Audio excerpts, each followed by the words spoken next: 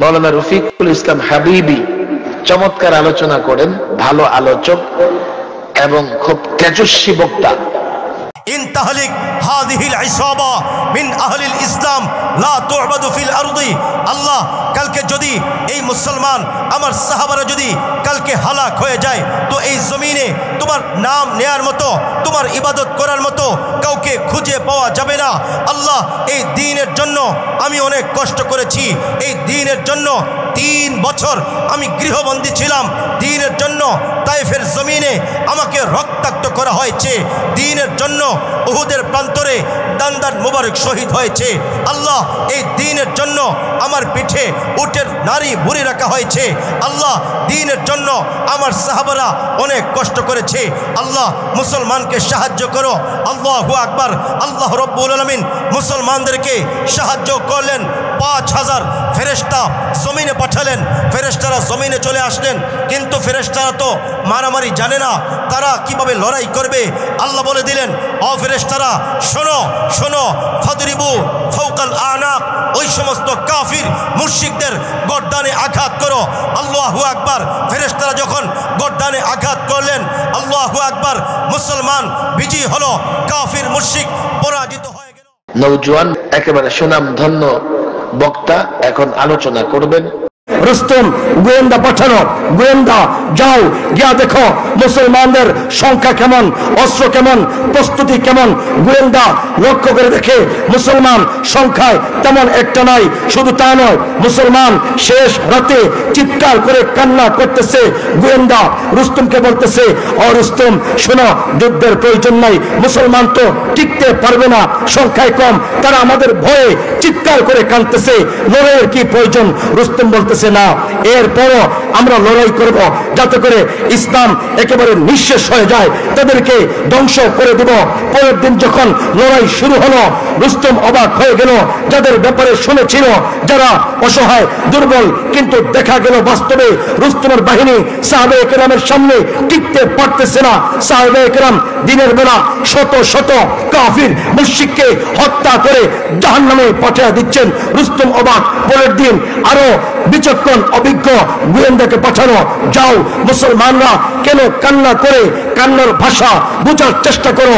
এবার গোয়েন্দা কান্নার আওয়াজ বোঝার চেষ্টা করে, আর তারা শুনে মুসলমান চিৎকার করে কাঁদতেছে, কান্নার ভাষা বুঝে গিয়া বলতেছে, রুস্তম শোনো, মুসলমানদের সামনে তুমি টিকতে পারবে না।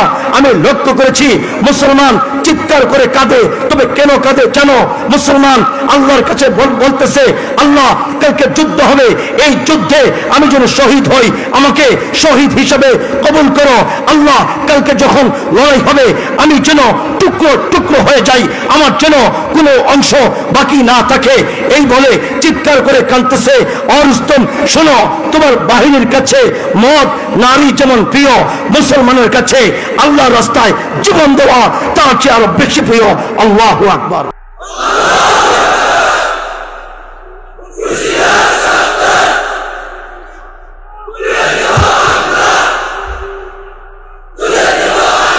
সাহাবায়ে কেরামের ঈমান কেমন ছিল? সংখ্যা খুব বেশি ছিল, সংখ্যার মাধ্যমে সাহাবায়ে কেরামের বিজয় হয় নাই। মুসলমানদের যত বিজয় হয়েছে একমাত্র কেবলমাত্র আল্লাহর উপর তাওয়াক্কুল এবং আল্লাহর সাথে তাআল্লুক এর মাধ্যমে হয়েছে। বদরের যুদ্ধে মুসলমানদের সংখ্যা ছিল মাত্র 313 জন, ওইদিকে কাফিররা 1000।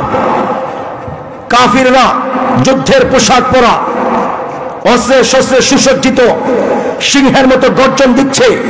যুদ্ধের ট্রেনিং প্রাপ্ত সাহাবায়ে কেরাম মাত্র 313 জন, অস্ত্র নাই, 8টা মাত্র তরবারি, তাও ভালো করে ধরা যায় না, 2টা মাত্র ঘোড়া। নবীজি পেরেশান হয়ে গেলেন।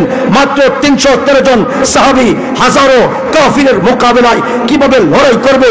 নবীজি সিজদায় লুটে পড়লেন আর আল্লাহর কাছে ফরিয়াদ করে বলতেছেন, ইয়া আল্লাহ ইন তাহলিক হাদিহিল ইসাবা মিন আহলিল ইসলাম লা তুবাদু ফিল আরদি। আল্লাহ, এই দ্বীনের জন্য আমি কত কষ্ট করেছি, ইসলামের জন্য কত জখমের শিকার হয়েছি, আমাকে তায়েফের জমিনে রক্তাক্ত করা হয়েছে। আল্লাহ, দ্বীনের জন্য উহুদের ময়দানে দমদাম শহীদ হয়েছে। আল্লাহ, দ্বীনের জন্য আমাকে 3 বছর গৃহবন্দী করা হয়েছিল। শিয়াবে আবি তালিবে আমাকে কোনো খাবার দেওয়া হয় নাই। আল্লাহ, আজকে এই মুসলমানদেরকে, আমার সাহাবীদেরকে সাহায্য করো। ইন তাহলিক, তোরা যদি পরাজিত হয়ে যায়, লা তুবাদু ফিল আরদি, কালকে তোমার জমিনে তোমার ইবাদত করার মতো, তোমার নাম নেওয়ার মতো কাউকে খুঁজে পাওয়া যাবে না। আল্লাহু আকবার। আল্লাহ তাআলা নবীজির ফরিয়াদ কবুল করলেন। আল্লাহ তাআলা 5000 ফেরেশতা জমিনে পাঠিয়ে দিলেন। ফেরেশতা জমিনে আসলেন, আল্লাহ বলে দিলেন, ফাদরিবু ফাওকাল আনা